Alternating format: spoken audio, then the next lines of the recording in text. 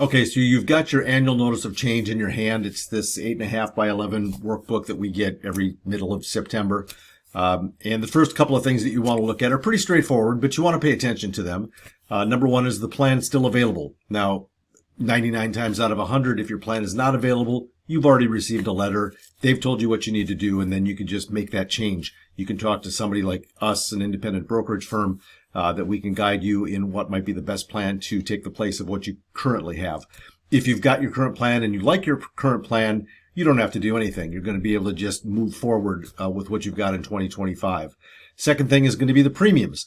Now, in a Medicare Advantage plan, those typically don't move a whole lot. In fact, a lot of them are still at $0 per year, which is a great deal for a lot of people because it does come down to how much can you afford for your health insurance. So if it's zero last year, zero this year, and the benefits are the same, then you probably have no reason to make a change. So you might be able to move forward. Now, some of the benefits we're going to talk about just in a couple of seconds here, if those have changed versus other carriers that are available out there, then you're going to want to maybe take a closer look at what those options might be. So just keep that in mind. Okay, if you have a Medicare supplement plan, on the other hand, and that premium has changed, which they often do, and they're going to go up anywhere from, well, zero, frankly, they could just stay the same, or they might go up 5%, 6%, 9%, depending on the carrier. Now, you may not know that until you get your annual notice of change. That's the point where you want to take a look at other carriers that are available, because the plans are all the same. If you've got an N plan, for example, that plan is going to stay an N plan, and the benefits for carrier A, Humana, versus carrier B, Cigna, are going to be exactly the same.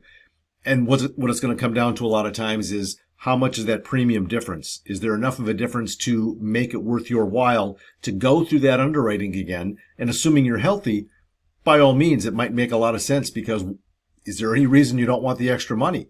If you can save some money and stay in the same plan, then that's a good thing.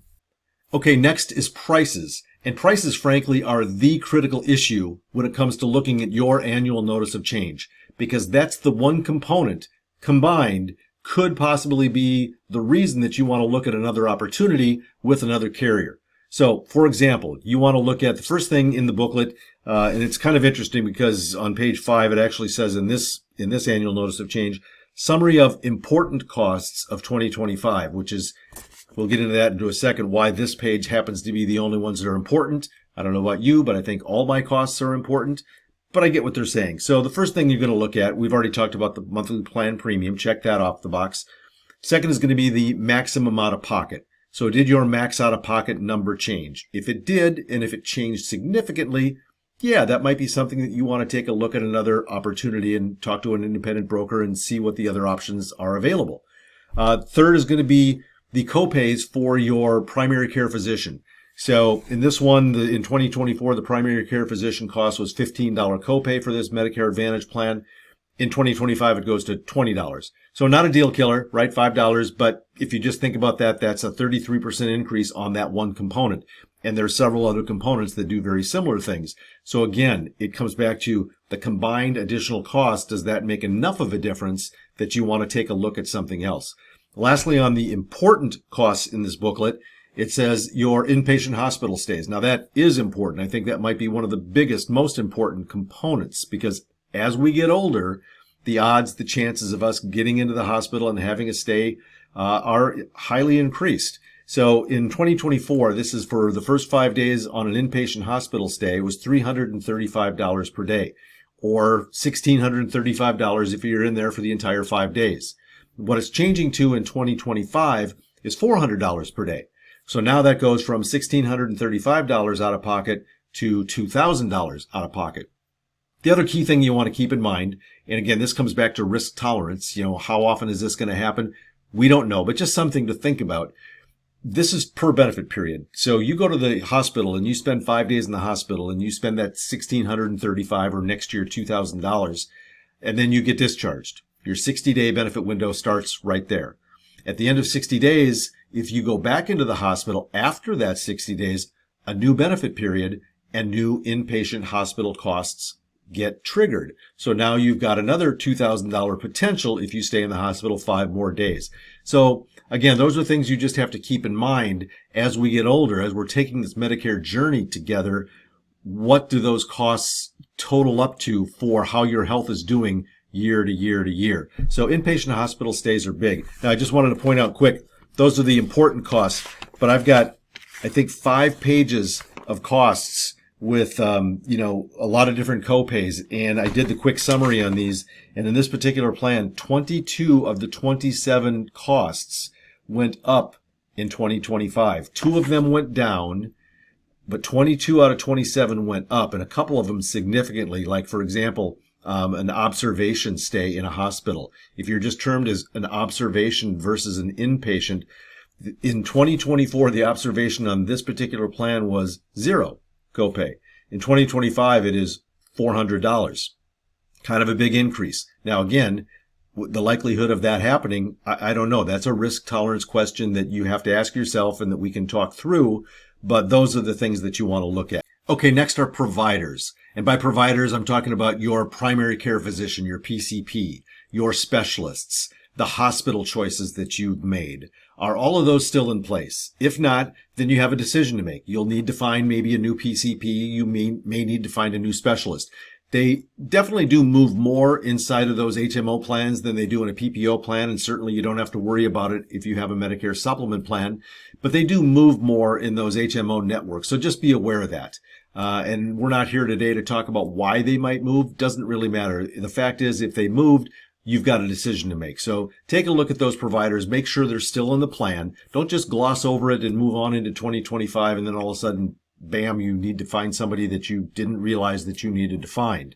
So just pay attention to that. The other big thing when it comes to providers are the durable medical equipment.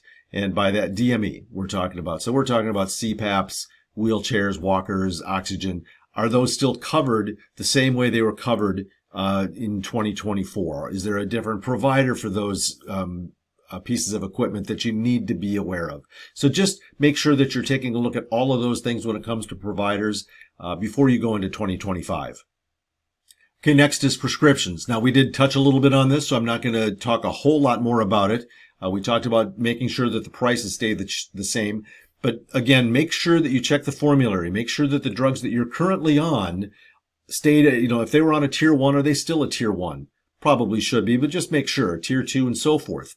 Are you taking any new drugs, especially going into next year? Make sure whoever you're talking to, whether it's an independent broker in your local area or us, make sure that we're aware of any new drugs that you might be on, that we can make sure that those are covered and at what cost inside of your plan, whether it's a Medicare Advantage plan, an MAPD, or a standalone PDP plan if you've got a Medicare supplement. So you want to pay attention to those things and make sure that you're covered when it comes to the prescriptions. Pharmacies, has that changed at all? Or possibly, is it cheaper if you switch pharmacies? You wouldn't believe how many times I go into the system and I see that, wow, if they just went with a CVS versus a Walgreens, believe it or not, that it actually is a lot cheaper. So it's very interesting. And by the way, there's a few tricks with certain drugs, like if they're a tier 4, tier 5, and it's costing you a little bit more than you'd like, of course it would, right? There's some other options that you should talk to us about, because we might be able to help you in that particular arena. But pay very close attention to the prescriptions and just make sure that everything is on the same page as it was this year going into 2025. Now, perks are a thing that a lot of people really do like. I hear a lot of people talk about that. It's the first thing they talk about, which I totally understand, because who wants to talk about health insurance, when you can talk about the perks? And I don't think most people are buying plans just because of the perks. But it's nice to have if you're in a Medicare Advantage plan, and especially you're doing this because it's just a cost control situation for yourself, then by all means, the perks can make a difference. So in this plan that I was looking at and talking a little bit about today, it's got an OTC network card. And in 2024, it's $120 per quarter that you can use for anything that is accepted within that OTC network, going to a CVS or a Walgreens, something that makes sense that you'll get for free. You'll get the $120 per quarter. That's a pretty nice deal. In 2025, it's going down to $108 per quarter. So again, it's not a deal killer. It's only $12 per quarter, but it's just another signal that these benefits are getting squeezed just a little bit. So there's always something, a little give and take inside these plans, but again, not a deal killer. So just take a look at what's happening. In this plan, you're still getting the gym membership, but it's a little bit different. This year it's Silver and Fit. Next year it's going to be within a vendor where they're going to give you an allowance of X amount of dollars per month to use towards that vendor. So changes that you have to make. These are the things that sometimes people get annoyed with Medicare Advantage plans, and it's just something that you have to decide yourself if you're okay dealing with these things year to year. If not, if it gets to the point where it's just too frustrating, then maybe that's the time you want to take a look at getting into a Medicare supplement plan. But if not, if it doesn't really bother you, and that's okay, you're used to working with that HMO system, you did it your entire corporate life, then by all means go forward with that Medicare Advantage prescription drug plan for 2025. So those are the keys: the plan, the premiums, the prices, the providers, the prescriptions, and the perks. If you have any questions, if you have any comments, please put them in the comments section below. Please hit that like and subscribe button so that we can get this message out to as many people as possible. The Our Senior Journey YouTube network channel is new for us. We've decided to expand and try and get a wider reach, so we appreciate you taking the time. We know your time is very valuable. Again, our phone number has been on the screen. It's on the screen right now. Please give us a call. If you want to schedule an appointment to just have a conversation about your particular situation, we'd love to talk to you. If you've got any friends or family that are just struggling with what they want to do for 2025, we'd love to work with them also. So please, again, like and subscribe. Give us a call. Thanks very much for watching.